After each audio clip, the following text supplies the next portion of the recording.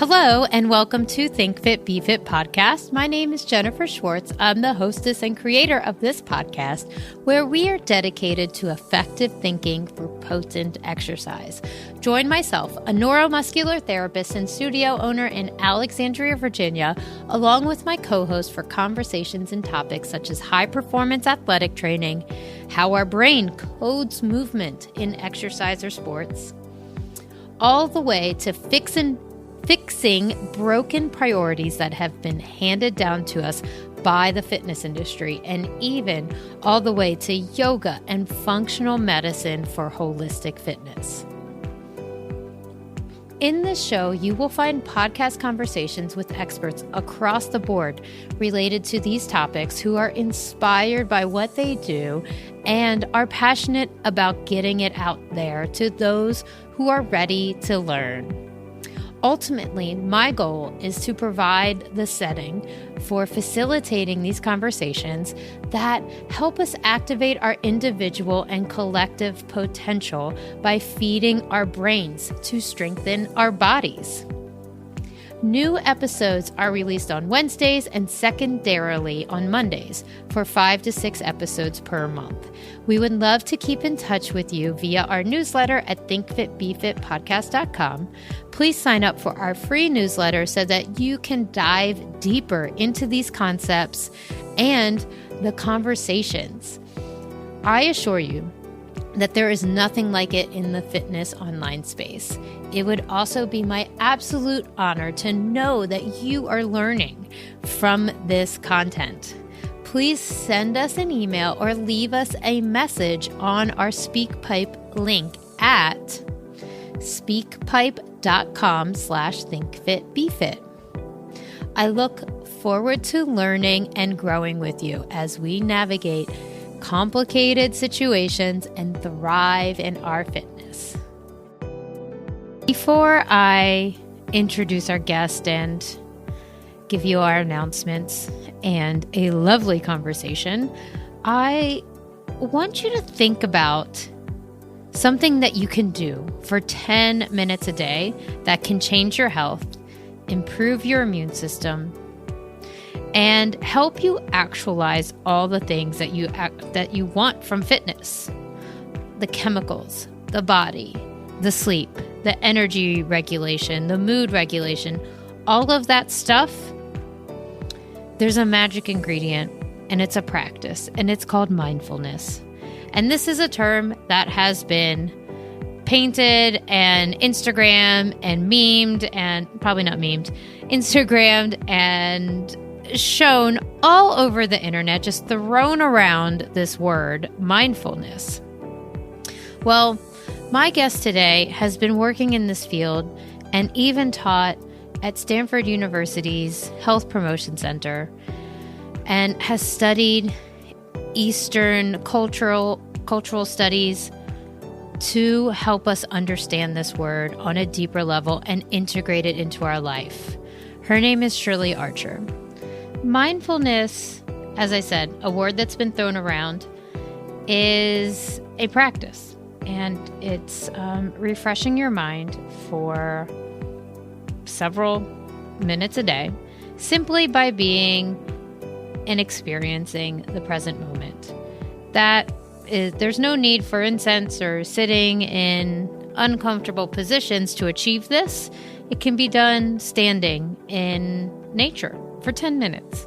And so from Cornell Medicine's stress reduction program, I found this wonderful list of things that we can tangibly embrace if we have mindfulness in our day. And that's lasting decreases in physical and psychological stress symptoms. So, we really need that right now. It gives us an increased ability to relax and get into the moment and flow. Flow is something I've welcomed into my life as of recent, as I am a very hustle-minded, athletic person. I'm very competitive. Flow is not something I understood outside of the yoga studio. when I was younger. So integrating it into everyday life comes with mindfulness, and flow is like a beautiful thing to welcome into your life and into your exercise. A mindfulness practice can reduce pain levels and enhance the ability to cope with chronic pain. And this is a medically cited thing that we can gain. And I cannot emphasize that enough. We can have greater energy and enthusiasm for life with a mindfulness practice. We can have improved self-esteem, go, and an ability to cope more effectively with both short and long-term stressful situations, which is the name of the game in 2020. The 2020 overload is hopefully challenging us to be in a mindfulness practice. So let's talk about Shirley. She's an integrative health thought leader, and she's internationally recognized and a best-selling author. She's written 16 books. She is very active in the online space. I encourage you to check out her YouTube channel.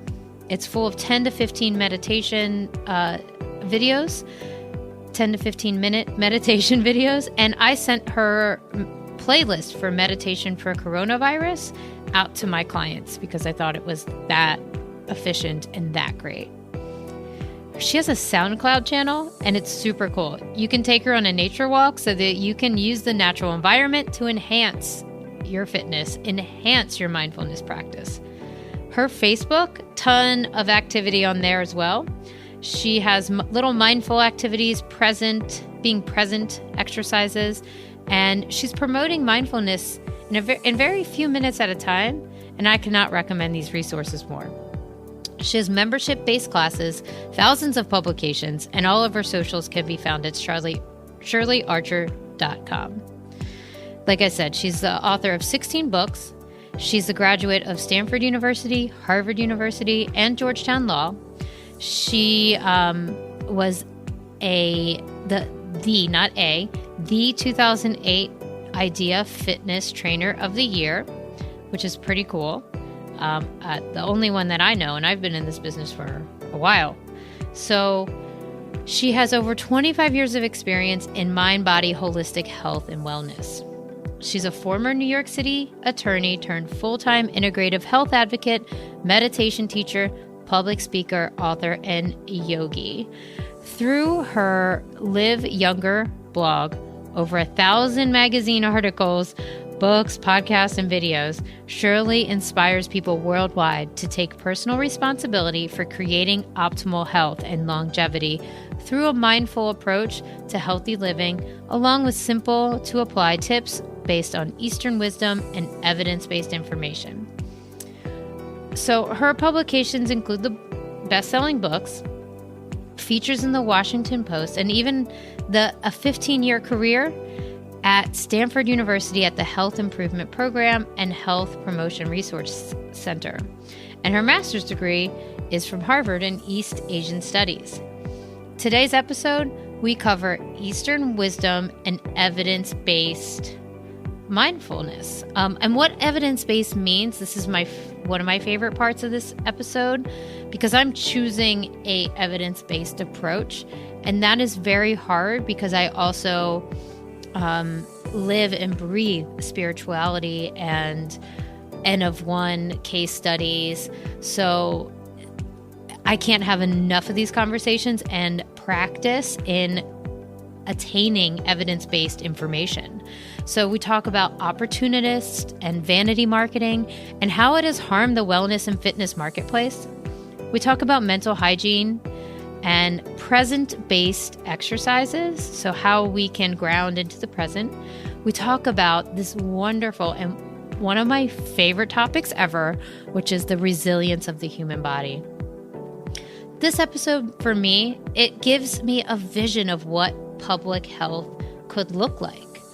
And the idea of sharing the techniques and how-to of getting more mindful and getting more grounded in our exercise is so exciting to me because I know it will change your exercise. So this is a really important episode for me because I really believe we can share that. We did share that, and you'll hear that very shortly.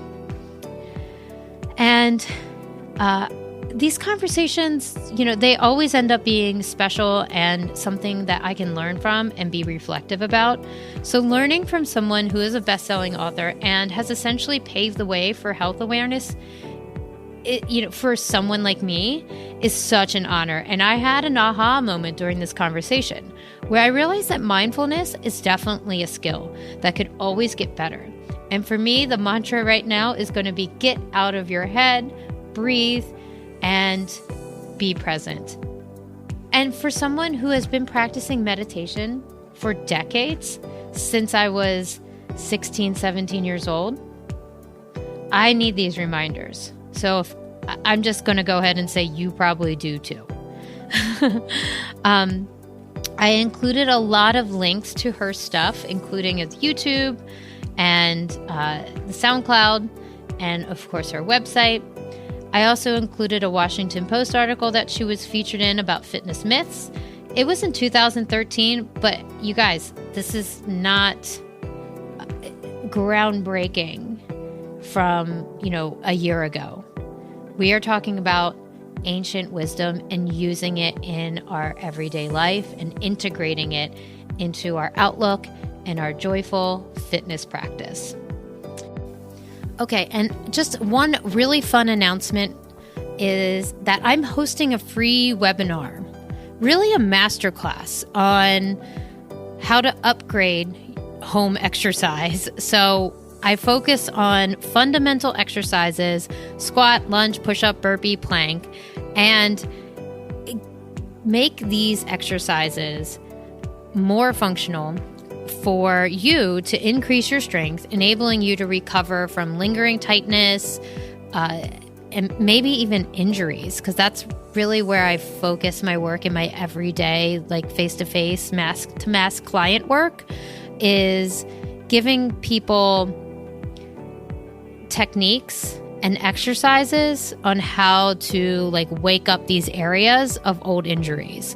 So honestly, I just really want to help people understand the connection between our mind, our bodies, and how we frame the relationship with fitness through our thinking.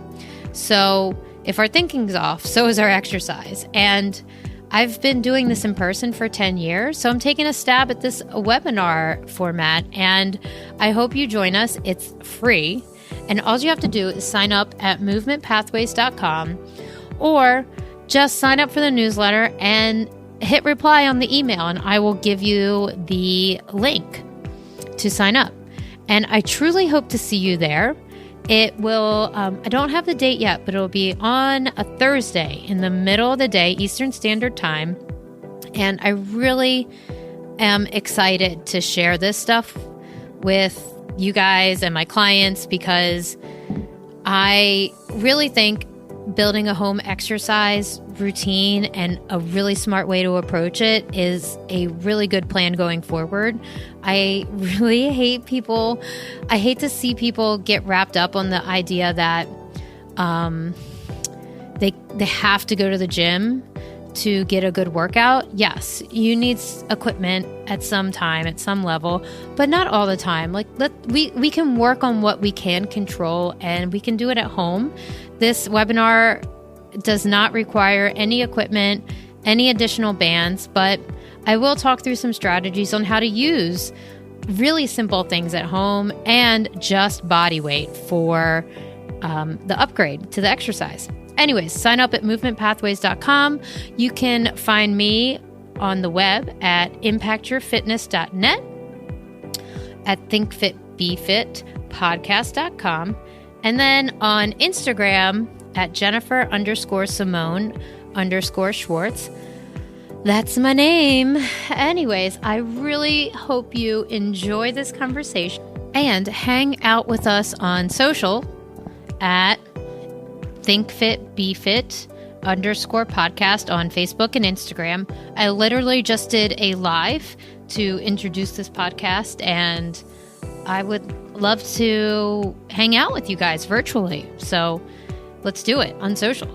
I have a personal brand that I am on Instagram as well, Jennifer_Simone_Schwartz, where I'm exercising and doing all things self-care and loving,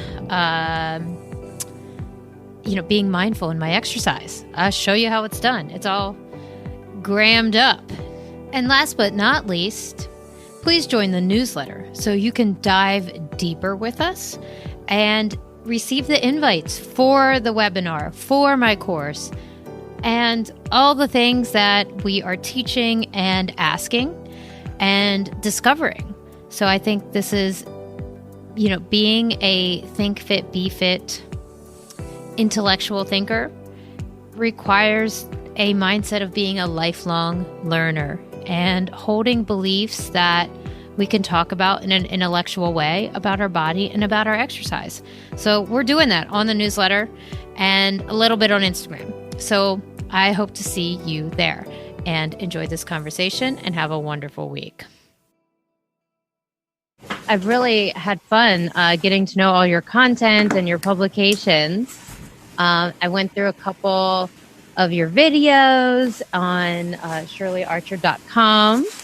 And I want to share some of those with my clients immediately, because you're speaking to something that's so important now. And it's important for thinking about fitness in the long term and living a younger, more fulfilling life. So I'm very excited to have you here. Thank you so much, Shirley. Can you please introduce yourself and a little bit about how you got here in our little Zoom world here? Sure. My name is Shirley Archer. I've been in the business for 25 years. A long time. I actually started my career as a Wall Street lawyer and crashed and burned, was eventually diagnosed with chronic fatigue syndrome. And through that process of experiencing my own health destruction and going through the medical system to try to heal myself and feel normal again, I learned so much. And I really profoundly connected with my mind, body, heart connection, and that became the journey for me from there on out. And I really wanted to share with everyone what I felt I did not know, because I considered myself an intelligent and educated person, and yet somehow I had played a role in creating a health outcome that was nothing that I wanted. And so it's been my passion ever since to learn everything I can about the natural ways in which we can create our health, because the conventional medical system really failed me, and to empower people to create the health and happiness that they deserve to enjoy. And since then, I've written 16 books. I've run multiple awards. I won the 2008 Idea Fitness Instructor of the Year award. I've won multiple writing awards. I had a couple best-selling books.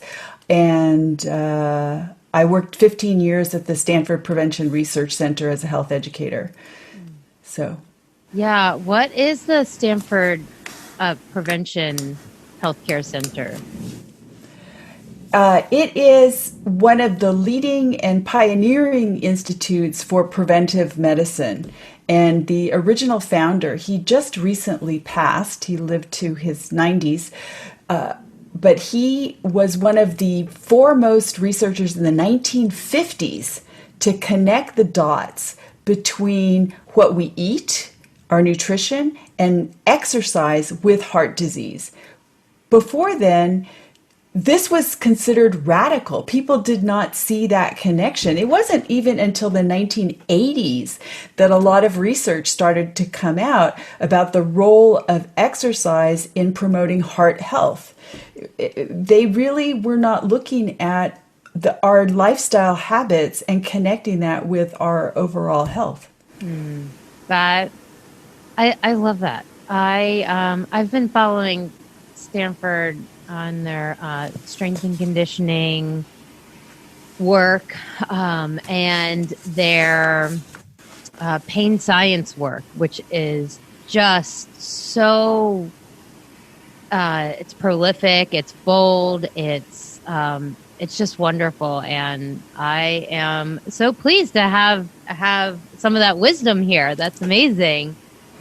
Speaking of wisdom, I read on your website, like I think part of your mission statement, your approach blends Eastern wisdom, proven evidence-based strategies to help you calm and clear your mind to make lifestyle choices that optimize your health to live younger and longer.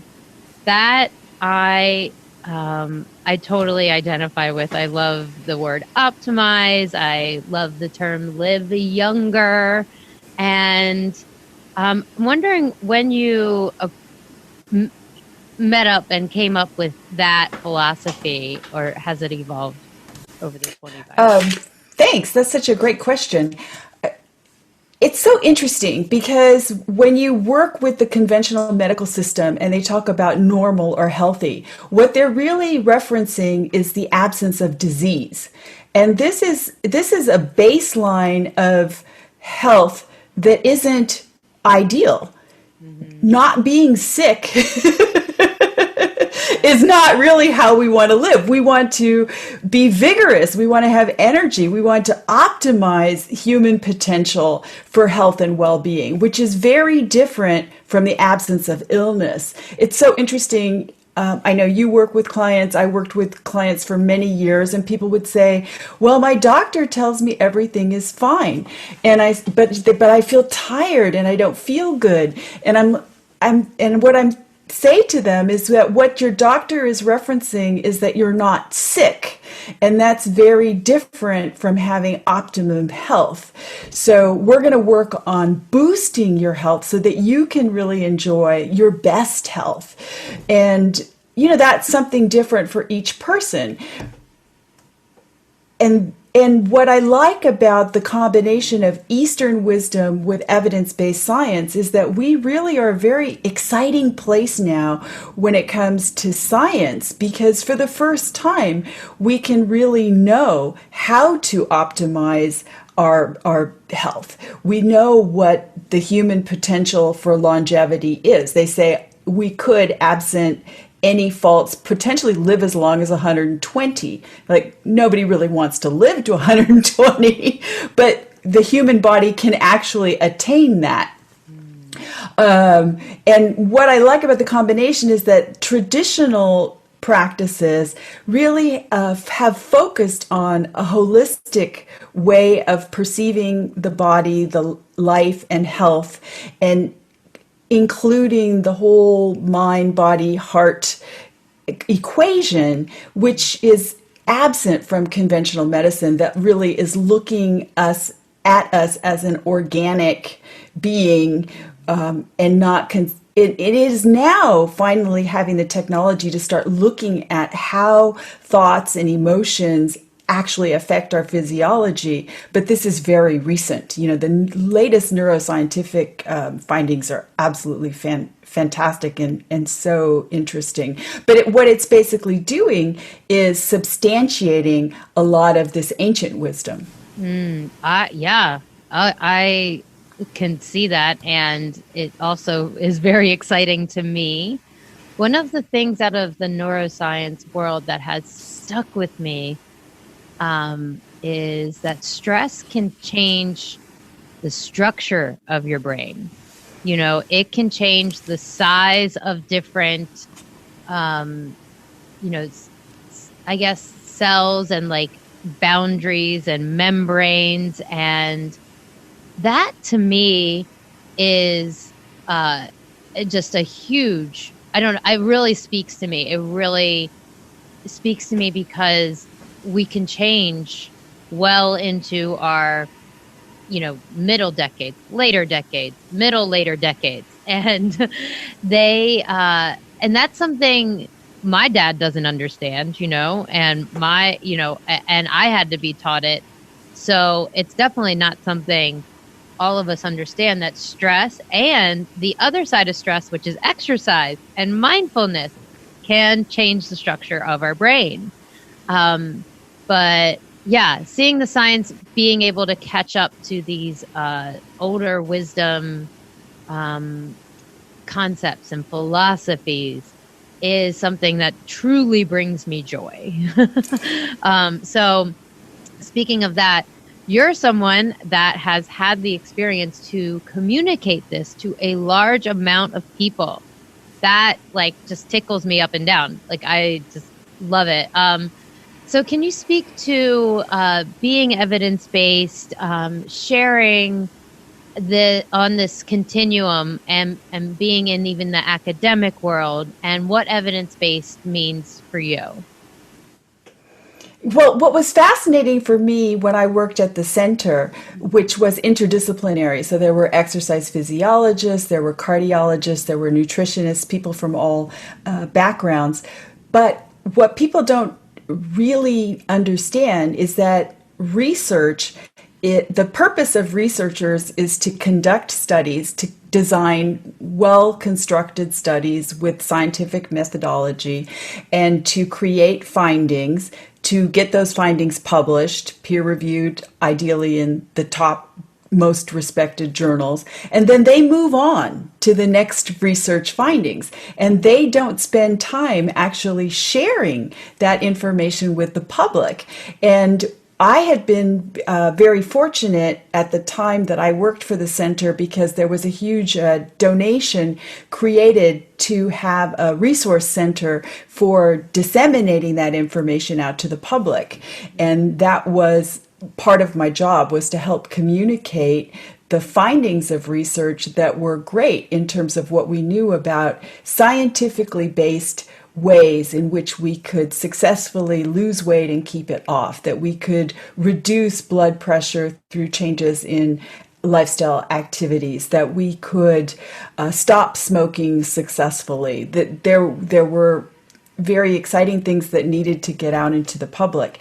So I think we had talked about earlier, and I don't know if you wanted me to answer that here, about the problems with evidence-based issues today. Mm-hmm. Please do, yeah. Oh, so part of the challenge that we're facing today is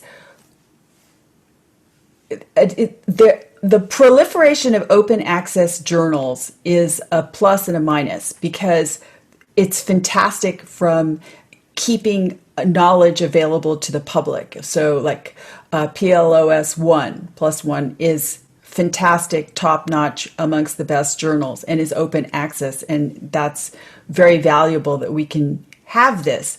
But some opportunists have taken upon themselves to use the internet as a way to make money, and we have what's called predatory and vanity journals.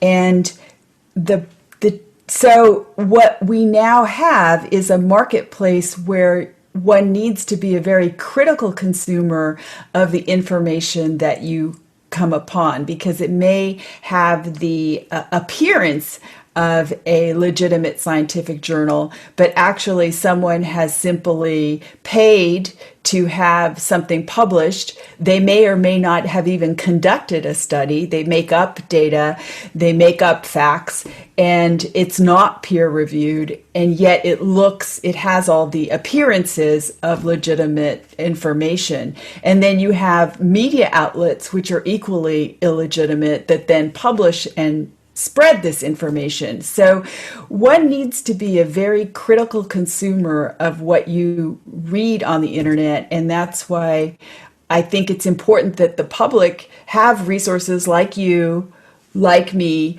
who have experience in education and know how to read studies and know how to vet the actual information from the fake information, of which unfortunately there is a lot floating around today. Yeah, I still work on that as a skill. And I think that's one of the missing pieces, is that we're not taught that distracting information is a skill. as a lawyer, trained lawyer, is that I think that's probably one of the things that you're trained to do as a theme in school. And I am not good at it, meaning like it just takes me a while to get the nuts and bolts of the study or the review. And so I've gone out of my way, and I work with a young, I guess I call him my mentor. His name's Gregory. He's been on the podcast a couple times. You guys are going to hear from him a bunch more in the fall. And he sits down with me on Zoom or FaceTime, and we go through 3 or 4 studies, and he helps me work through those things. And this is I call it tutoring. I'm 38 years old and I'm getting tutored, and I'm totally, I think it's been very helpful and rewarding and efficient, to be honest with you. Because, it's helping me be accountable to all those things you just said. So I can't hear enough of the how-to on the get better information goal of mine. Cool. I appreciate it. Yeah, let me share one other thing, because I write a monthly column for Fitness Journal magazine called Headlines. And so what I do is I do a quick lit research survey every month of new studies that come out. And I came across findings recently about the amount of misinformation, particularly amongst social influencers. So people need to be very careful. They said there was a UK study, and they said 80% of the most popular social influencers in the fitness space were not qualified to share the information that they share. Basically, they're attractive, they're personally fit, but they have not ever engaged in studying about how to train other people. They just know what's good for their own body, and they're mostly young, and so they have good genetics, and people listen to what they say. Another area in which there's a lot of misinformation is in the nutrition field, and there are huge financial incentives to sell a lot of supplements and things that people don't need. So this is also a problem, creating a lot of wrong information and preying upon people's hopes for quick fixes. Yeah, and preying upon their need for human connection too. I'm looking at, like, for example, I'm watching podcast trends for obvious reasons, and I love marketing. So I read these podcast journals, and the big buzz right now is doing the watching people talk on YouTube, essentially. And I'm like, wow, that watching the mouth move and seeing the skin and seeing the eyes, like, really does something for us, just like your background is, you're trying to elicit something from your conversations, right? And set the mood, if you will. So yeah, I think they're preying upon that too. The need for human connection, which is an obvious big thing right now that we all, we absolutely need. We're supposed to be distant, but our hearts are not supposed to be distant. So that, I think that's a good transition into actual mindfulness. So where does it get us, kind of, I call it fluffy, in the mindfulness world? Like, how do I know someone that's not, evidence-based or academically trained to teach mindfulness? And how do I find the right person if I haven't found you? Yeah, that's a great question, because it's another one of these very buzzy words right now. So suddenly everybody's teaching mindfulness. Mindfulness does not need to be complicated. It is essentially living fully engaged in the present moment. One of my friends hates the word mindfulness because she says it should be mindlessness. because what we're trying to do is to get out of our head in the thoughts and to actually experience what we're doing in the present. So that's all that term means. And a lot of us spend a lot of time living in our head, what I like to call overthinking. We're worrying about the past, we're worrying about the future, we're replaying events in our head, we're daydreaming, we're spacing out, we're disassociating. And the digitized virtual world contributes even more to that, because we're able to have this kind of imaginary existence online that's completely independent of our physical life. So it's important form of what I would like to call just mental hygiene, just grounding and being present and being embodied. Yeah.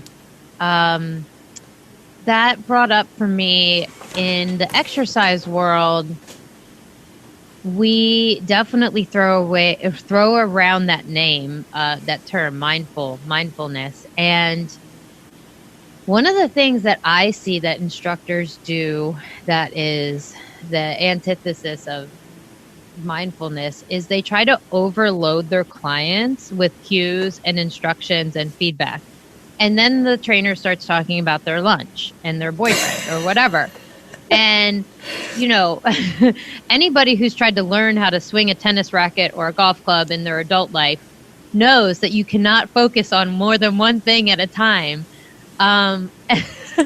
So that goes for us trying to improve our body too, right? Yeah. So can you speak to the, how you teach goal setting and mindfulness and bringing joy to exercise? Sure. That's one of my passions.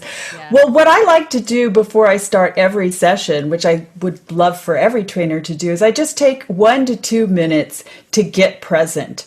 And all that involves is standing and breathing. Maybe just do a couple deep breaths, moving the arms, feeling the breath in the body, feeling the feet on the floor. So really all the kinesthetic information that's available, encouraging people to experience that. Close the eyes, feel the temperature, notice what you can observe right now, right here in your body. Is there any ache? Is there any pain? Do you feel, what's your energy level like? Just notice, because there's so much information available to us. Our bodies are speaking to us all the time. They're actually miraculous. And then I have people focus on sound, and not any sound in particular, but just to be aware of the richness of sound. And then to open the eyes and to just notice the light, the shadow, the variety of colors. We can't attend to this amount of detail all the time because we would be overwhelmed. But it's important to wake up the senses in order to just get present. And people really love that. And then that gathers the energy and focus right here, right now. And then as you proceed with your training, you can encourage people to really feel what they're doing in their muscle. Focus on the exact muscle they're flexing. Can you feel the energy rise? Can you notice the contraction and the relaxation? This kind of micro attention to the very basics of the experience. And actually that's so refreshing, because you get out of all that rumination. You're not thinking about anything else, because wow, I'm just thinking about how I'm executing this one particular movement and my breath. Yeah. I use I call it a grounding practice for the start of my sessions. And that's through the feet. That's, and I used to be very mechanical about it because I thought I was working on my foot strength. And the challenge for me in mindfulness has been to be less mechanical focused and more flow and more optimizing the learning process and what my brain is doing and getting all those sexy, gorgeous chemicals in my brain that are going to make me look younger, feel younger, move better, and have, and so being a mechanically based person and trying to move out of that, is very challenging, yeah. So, do you have, tips and techniques for like the analytical, before you just like keep pressing on that button of focus and intentional and getting within? Yeah, I think it helps to focus on the breath. Yeah. The breath is always occurring in the present moment. And you can always anchor your attention in the breath. And you can also anchor your attention in wherever your contact with the ground is. So if you're walking, it's the soles of your feet. If you're lying, it's the back.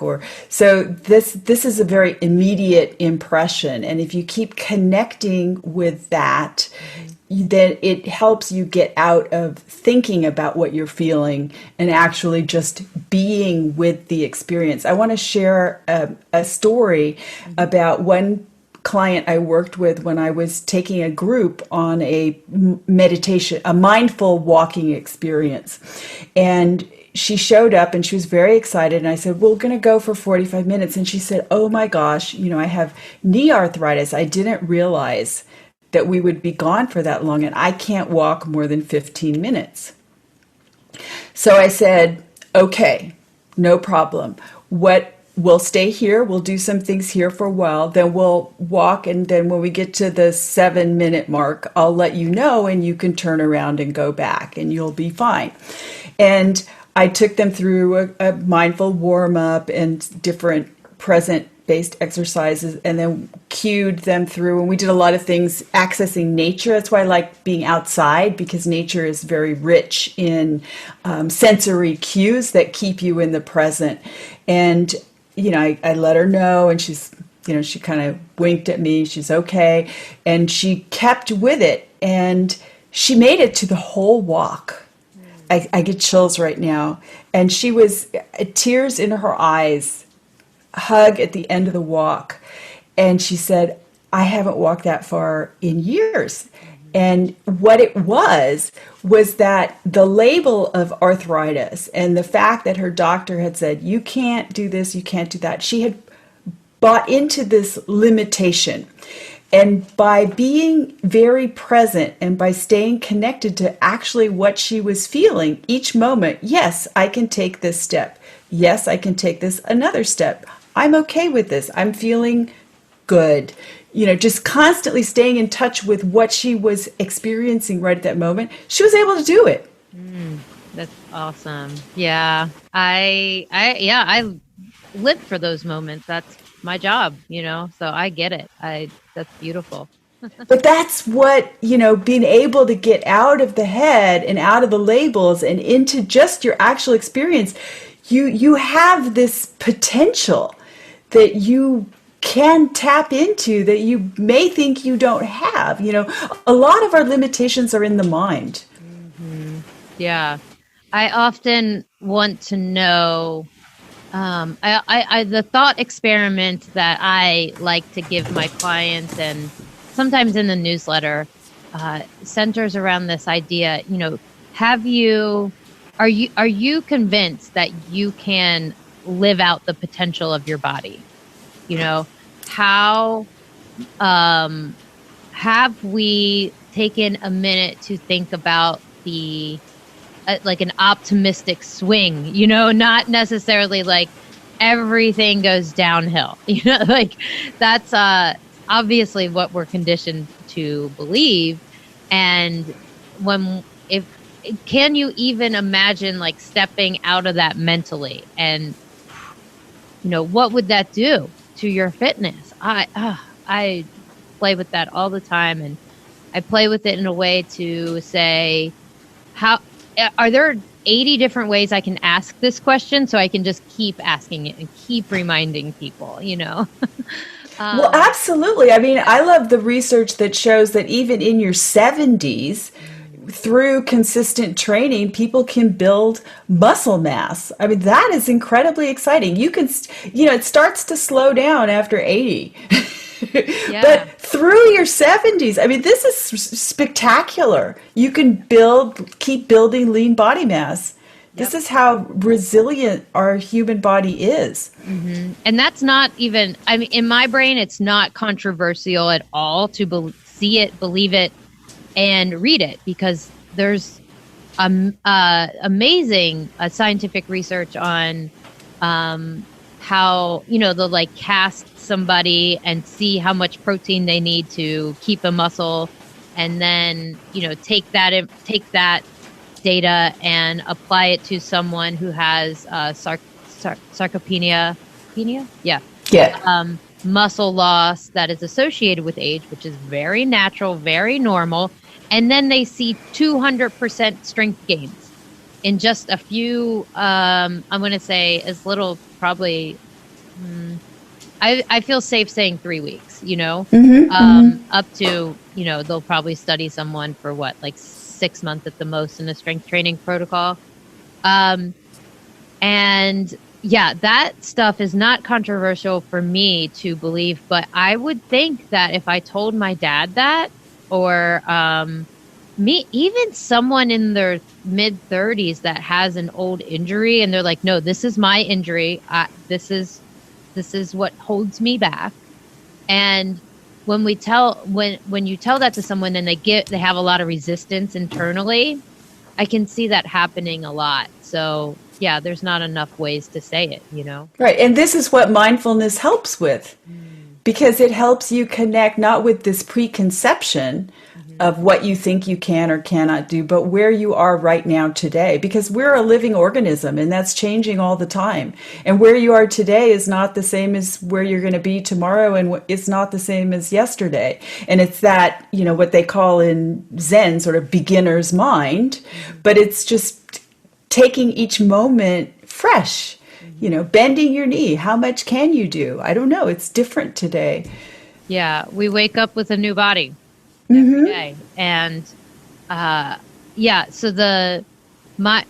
so mindfulness in the moment, even when you're having pain, like that is a huge learning moment, when you can learn how to trust your body, how to, and it's not like a fight through the pain kind of lesson we're trying to show people. We're trying to show them that there's other conclusions to be drawn, and I love that term, the beginner's mind. I love that. That was something that really hit home with me when I first started reading about Buddhism, and and maybe, it just I have a very young kind of curiosity about me. So to me, I was like, oh, that's my jam, like that. So anyways, I want to know what, when you work with a group of people, or what is, when you see a change in mindfulness, like how long does it take to elicit a change and then eventually see it in their behavior, like where they don't even notice that they're being mindful, and then they are able to like really reap the benefits in their everyday? Like what's the learning journey there? It doesn't take very long because it feels so good. Yeah. Because it's stressful to be worrying all the time about what if, and oh my God, I really did that, and oh my God, what happens if this happens? I mean, this is a cause of a lot of distress. And I find that if I like to also close any kind of workout with just a brief meditation with a cool down.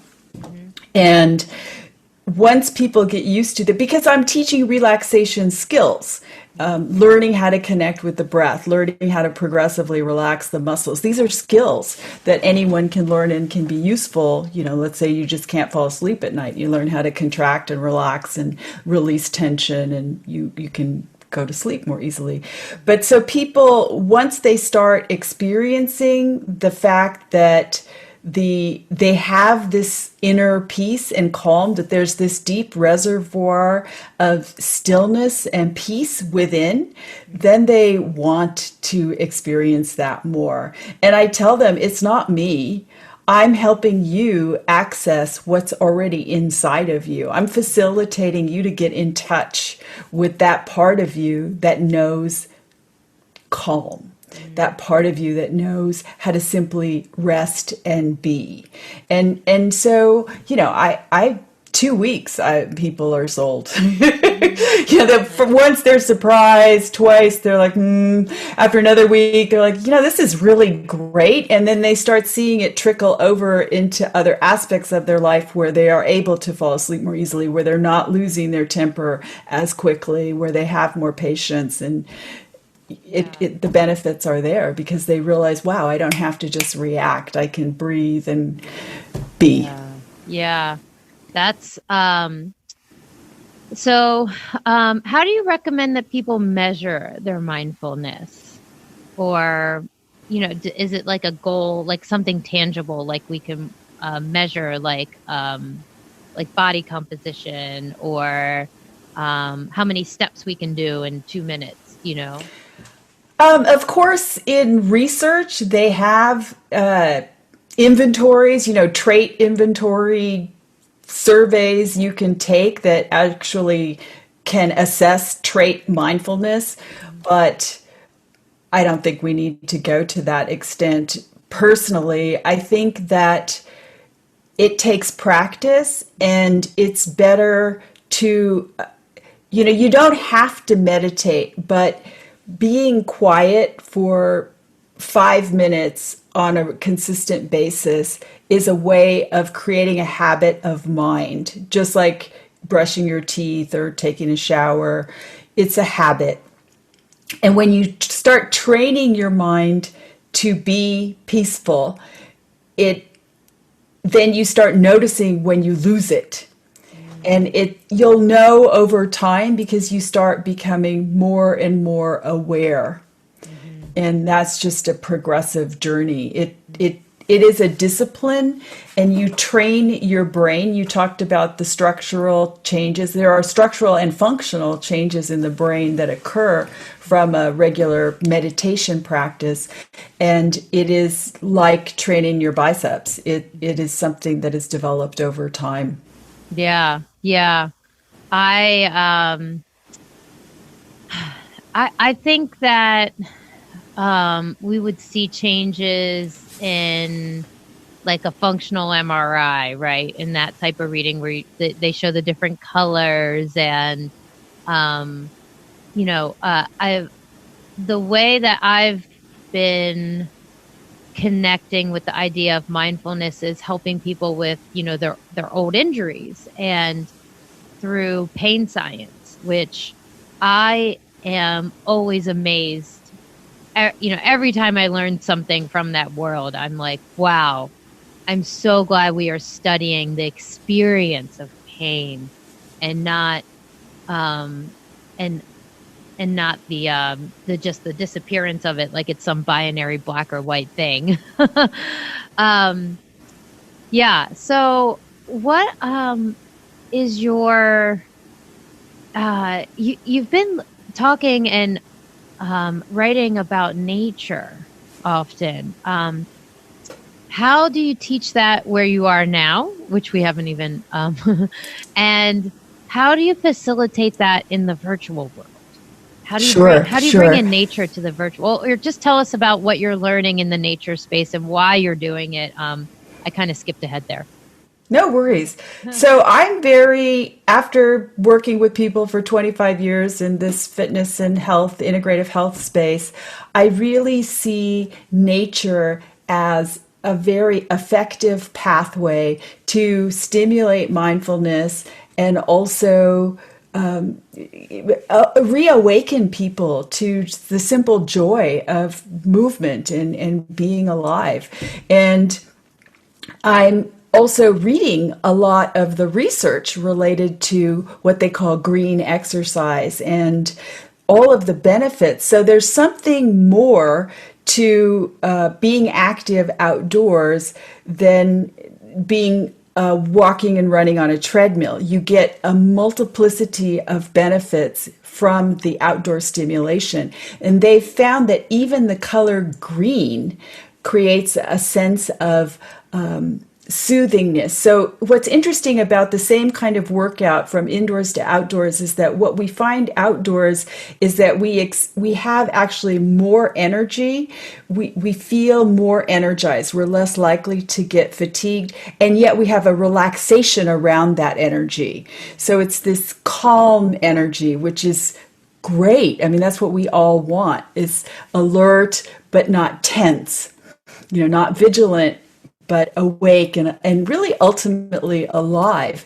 And, outdoors is such a sensory rich environment, and we are creatures of nature. We're mammals. We have so much in common with every other mammal on this planet. And we need to feel the grass and smell the air and enjoy the sensations of the breeze and the temperature on our skin and the smells. And there's so many studies that show that being outside, particularly in green or blue environments and near water, are very calming and yet re-energizing at the same time. And the most interesting line of research I've come across lately suggests that this is related to dopamine. Dopamine is one of our neurotransmitters that is highly involved in addiction, and it's also involved in motivating behavior. It's kind of the chemical that gets us to do things. And what they find that is when we're in these natural environments, that gets calmed. And some research theorize, and this is not at all established yet, that perhaps we are able to enter, the parasympathetic or the relaxation side of the nervous system when we're in these natural settings, because we feel that we're surrounded by plenty. So we don't need to go out. As long as we don't have a fear of predators, we're content. Mm-hmm. We have everything we need. There's water, there's fresh air, there's space. And that's a very soothing, and that even stimulates our creativity because it's restorative for the mind. It's the research is very compelling. Yeah, it is. When I read Blue Mind, when it came out, I don't know, Dr. Nichols, William Nichols, I think, The Blue Mind. When that came out, I was astonished by how much there is out there. And he's a marine biologist who wrote this book about human nature in water and how beneficial it is it was like head to toe, literally beneficial for us. And that if we were out in nature just for 3 days and did a camping trip, we could completely reset our circadian rhythms and that's it. The circadian rhythms of the body. Yeah. Also the immune system. That's right. Yep. Yeah. The killer T cells in the immune system. Yeah. So, what's at stake? Why do we need to be mindful? Why do we need this? What's at stake here? Is it, I think it's much more than, my favorite theme, which is unproductive exercise. That's my enemy to me, is if I see somebody and they're being unproductive with their exercise, I get really I get really fired up. What is it for you? What is it what's at stake? It's really all about, how I burned out and learned very profoundly as a Wall Street attorney about the negative effects of stress on the body. And we are literally harming ourselves from living in a state of constant vigilance and stress. It's hardening our arteries. It's putting more sugar into our bloodstream. It's causing us to have sleepless nights. It's affecting our digestion. It's affecting our gut microbiome. It's just such a ripple effect. And it affects inflammation in the body, which is a key to the health of the immune system, which is a key to our overall health. So, getting mindful, and that's why I'm really focusing on teaching this as a pathway for creating a healthy and happy life. And then, I help people get clear and present about what they want and who they are and their authenticity and the beauty of their self, outside of all the external messaging. This is how you can begin to optimize your health, finding the joy in the movement and not beating, you talk about wasteful exercise. I mean, if we're exercising and hating ourselves because we think our body isn't good enough, that's never going to result in a positive outcome, because if you don't feel that your body's good enough, it's never going to be good enough, because what standard are you using to determine what that is?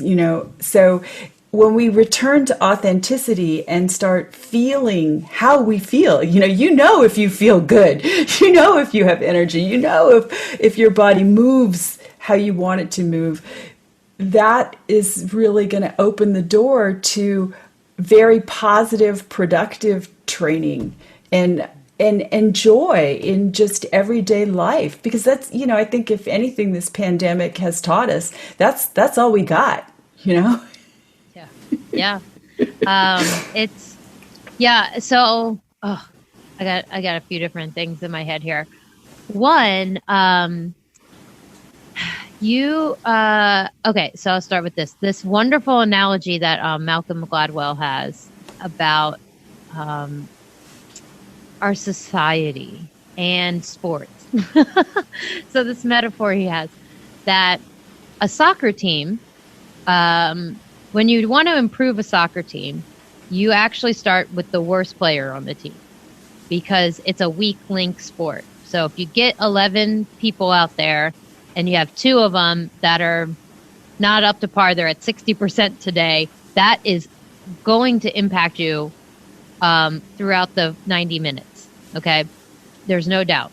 Basketball team is the opposite. So if you want to improve your basketball team, you got to hire LeBron. Like, you got to hire the best player, because how short and explosive the nature of basketball is, you raise the level of play by adding a stud, essentially. So he compared our pandemic to the soccer team, that we have weak links. And in the health and wellness, and a progressive thinker like you could see these holes before.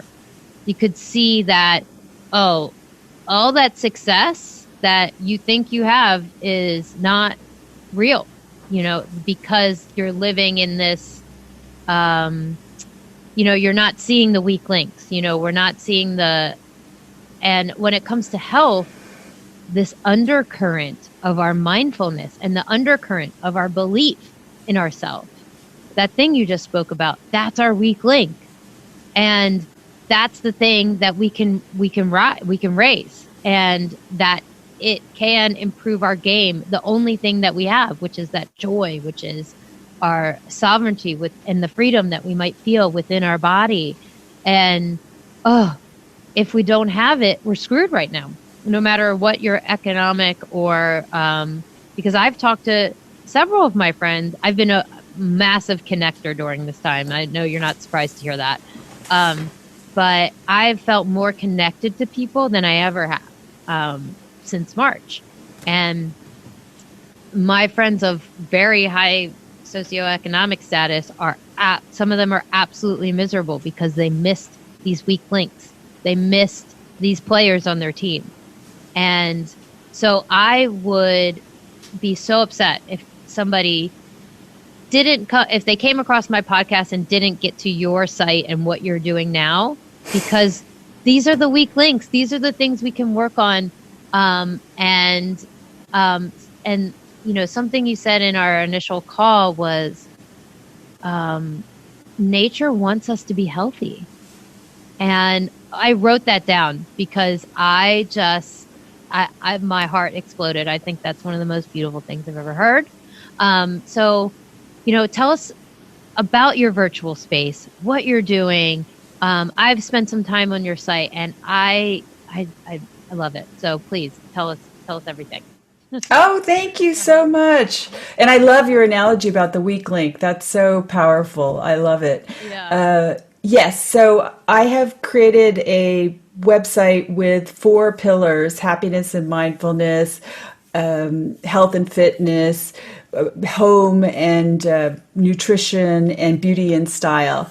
And I define beauty and style as our own inner beauty. It comes from a story my mother told me actually when I was a child, when I'm biracial and people called me names, and she took me to the garden and said, I'll cut it short, but look at the rose, look at the peony, look at the daisy. The rose is never going to be a beautiful daisy. The daisy is never going to be a beautiful peony. Each of them are beautiful, and the garden is beautiful with all the different flowers in it. And this is the metaphor. Be beautiful for who you are. She said the daisy is not trying to be a rose. The daisy is being the best daisy it can. And so, and that's what I really try to encourage in all these aspects of life. And I really try to offer tips in each, because I think that it doesn't have to be complicated, that we can make simple choices every day. We wake up, we drink lots of water or tea or fluids. We try to get good quality sleep. We try to eat healthy foods. We work on our attitude and mind by enjoying some mindfulness. We try to get outside. It's all these things collectively that create health and joy and happiness. And so I have the blog, and then I have a YouTube channel and a podcast with the various guided meditations. I have things you can use before you walk, before you sleep. Meditation is great because different kinds of meditation can put you in a mindset to do different things, and lots of helpful tips. And I'm starting an online course next month, which will be, you can go to stopoverthinkingcourses.com. So it will all be around stop overthinking, start living now. Because I wanted to actually even get away from the word mindfulness because of what we talked about earlier. It's becoming such a word that almost doesn't mean anything. And it's really about getting out of the head and start being embodied, enjoying living in this body, appreciating the wisdom that the body has, and understanding how to train the mind to align all of your energies, mind, body, and heart, to create the beautiful life that you want to have and to enjoy the life you have right now. Yeah. And another thing that I think you do really well is you embody and teach the practical side of spirituality. And you don't use that word because, I get it. I've enjoyed diving into the spiritual world a lot, and I have no practical sense of how to share it with people because my version of it has been impractical. I've spent so much time, and I have fallen in love with it. So what is practical spirituality, and how do you how do you embody it and teach it? That's a great question. It's so funny because I work with a coach, and she's helping me create my online course. And I told her, seriously, Jane, most people, they don't want to go to the astral plane. They just want to calm down. So I'm not taking people into the ether. I'm just helping them to feel calm. Yeah. Let's start there.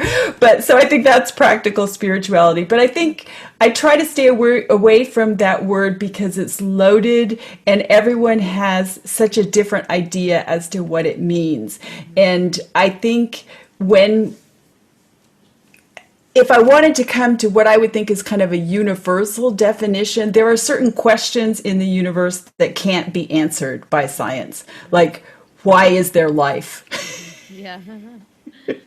We don't know. It's just here, and it's a Yeah. miracle. It is that we don't know why, why am I alive? Why did this combination of chromosomes come together to create me? These are unanswerable questions for which spirituality can help us have an answer. And when you find those moments where you feel fully integrated, the thoughts, the spirit, the feelings, the heart, it's all together, and you can access this oasis, this kind of infinite sense of calm. I think that's spiritual. It's a well of being when you can feel a kinship with a tree or with a bird or any being that's alive, because you're all alive, that we all share this miracle of life that can't be answered by science.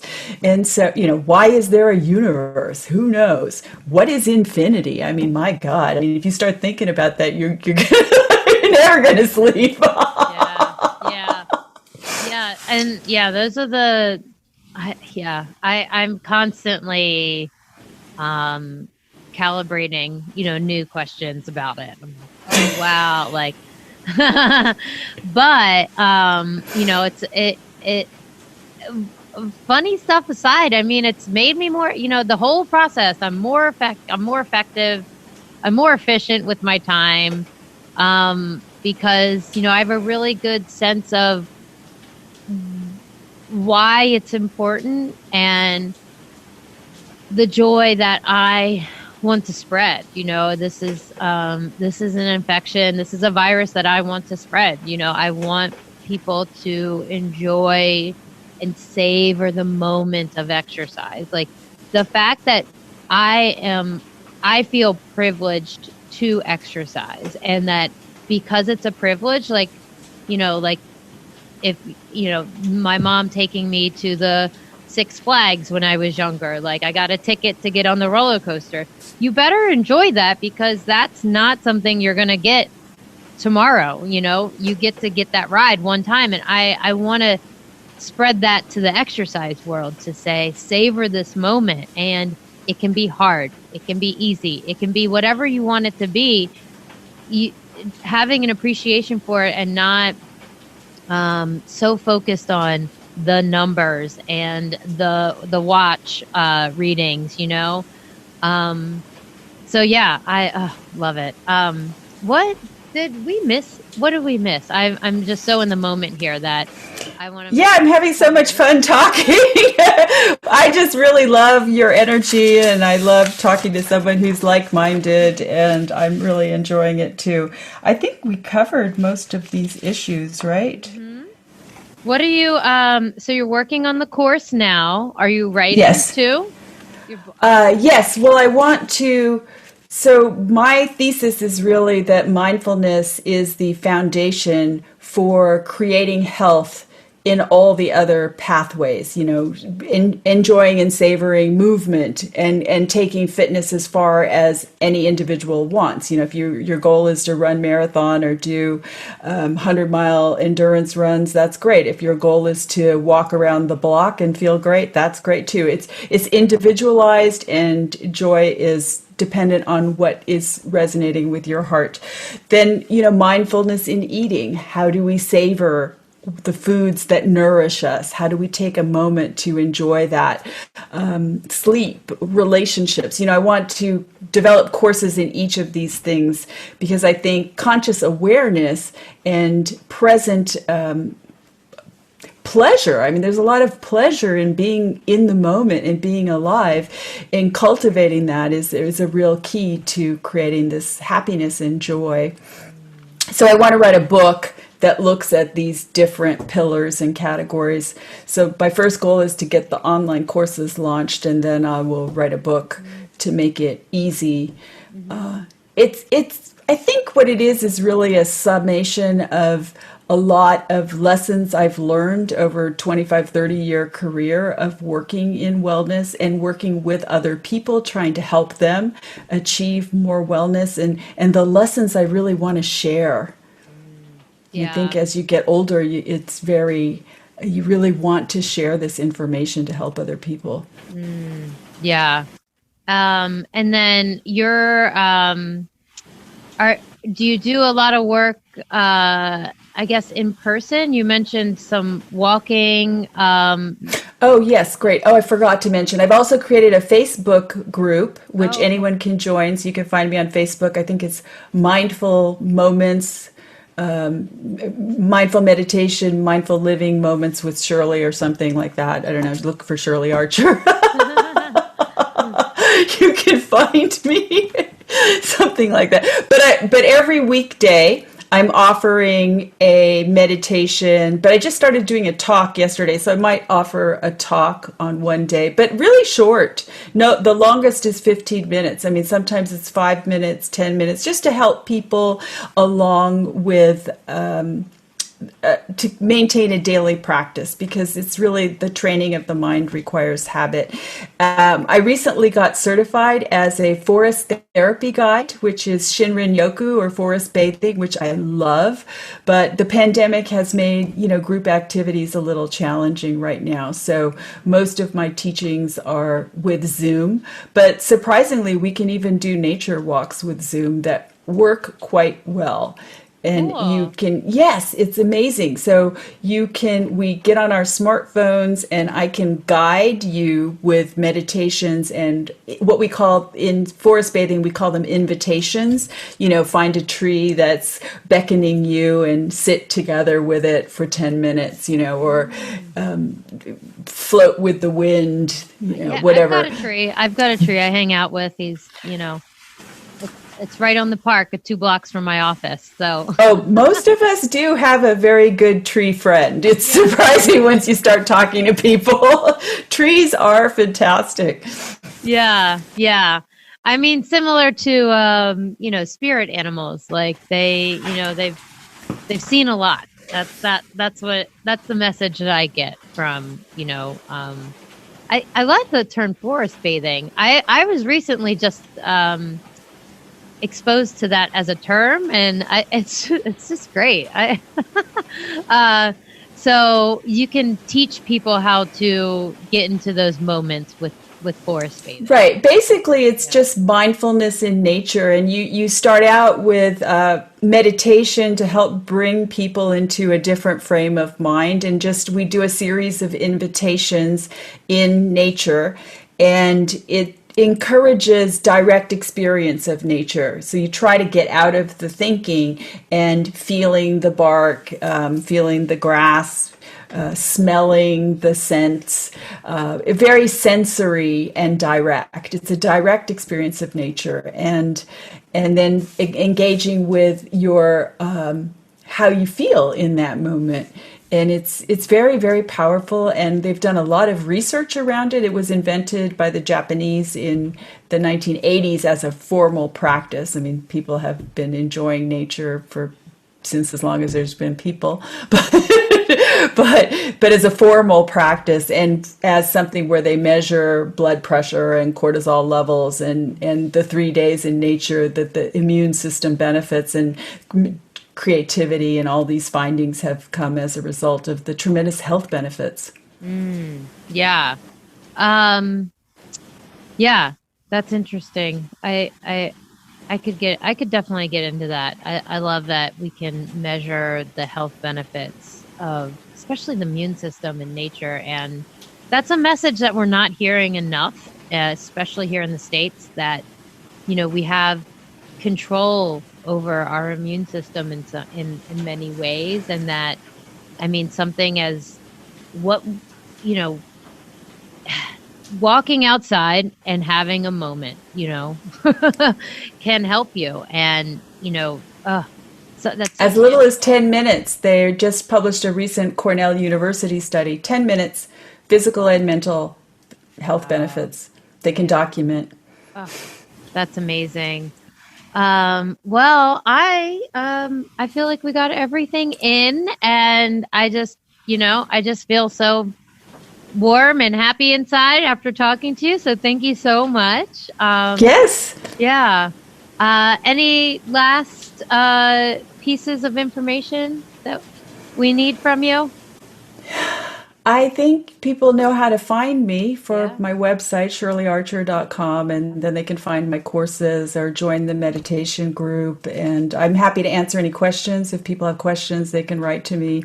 I'm pretty open to responding. It's really my mission to help support people in their own journeys to create more health and wellness. I'm a PTSD and trauma survivor, and I have overcome so many obstacles, bad health, and here I am. I feel great, and I'm happy, and I'm centered and grounded. So, I don't come here never having had a bad day. Yeah. Had Yeah. my share. Yeah. Yeah. That is good to remind people that, this is, you don't, this isn't all vanity work. This is very much a labor of love. Right, right. And I've had setbacks and challenges, and people look at me and say, "Well, you've always been healthy." And yeah, and like, no. Yeah, definitely. Okay, well, thank you Which means so it's much. available to everybody. Yes. It's available. We wake up with a new body every day, guys. Absolutely. And choosing, And new mind, new mindset. yeah. Your brain goes to, it gets a janitor every night when you fall into deep sleep, and it prunes. That's a funny thing about sleep. People think it's so passive, and there's like a ton of activity going on in your brain when you're sleeping, and it's to set you up for that new day. It's to set you up with Absolutely. a fresh slate, and decide that you're going to live out the potential of your body. Yes. That's what we're trying to give you. Yes, absolutely. Thank you so much for all you do, Jen. I mean, wow, what a gift you give to the community. Thank It's you. really a blessing. Good. Oh, thanks. That's nice to hear. All right. Well, have a wonderful evening, I guess. You're going into your afternoon now. Okay. Yes, absolutely. All right. Bye-bye. Okay, take care of yourself. Thank you so much for hanging out with Shirley and I do hope to do that again and reconnect with her, because she's just fabulous, and I love being with the smart people in the room, and she has the experience. She has been a part of groundbreaking research and teaching and sharing and being an advocate of mindfulness, and I think it's really funny to think about what her career was like 25, 30 years ago, and trying to sell people on the idea that chronic stress is an unhealthy lifestyle and that it could contribute to comorbidities. And now it's just like thrown around, and we spend money on these things without researching them and understanding where the information is coming from. So I am fascinated by that conversation that we could have. Anyways, so thank you so much for being here this week. I have a quick announcement. So just a reminder that we have an offer for you guys to join a free webinar masterclass on upgrading your home exercise. And when I started my practice 10 years ago, the fitness world looked nothing like it does today, notably home-based workouts. Looking back, I had no idea how different my ideas of fitness were and how bad the advice is for 90% of programs on the market. I was determined to do things effectively and reach the deep well of potential for physical fitness that I know lives within us. If you're working to overcome injuries and tightness and build strength through home-based workouts, I can imagine that we share a similar frustration for the lack of results that so many other systems promise. So that's why I wanted to present this webinar for you guys, so that I can walk through fundamental exercises like the squat, lunge, push-up, burpee, plank, to make these exercises more functional for you to increase strength, enabling you to recover from lingering old injuries or muscle tightness, or just to be more effective overall. And this class you can sign up for on movementpathways.com. Check out the show notes. You can also leave us an audio message on maybe stuff that you're learning from the podcast or something you want to learn at speakpipe.com/thinkfitbefit. I would be so excited to hear from you. And as always, check out thinkfitbefitpodcast.com and our social channels, thinkfitbefit_podcast on Instagram and Facebook. Have a wonderful week, and I look forward to hearing how you are thriving in your fitness.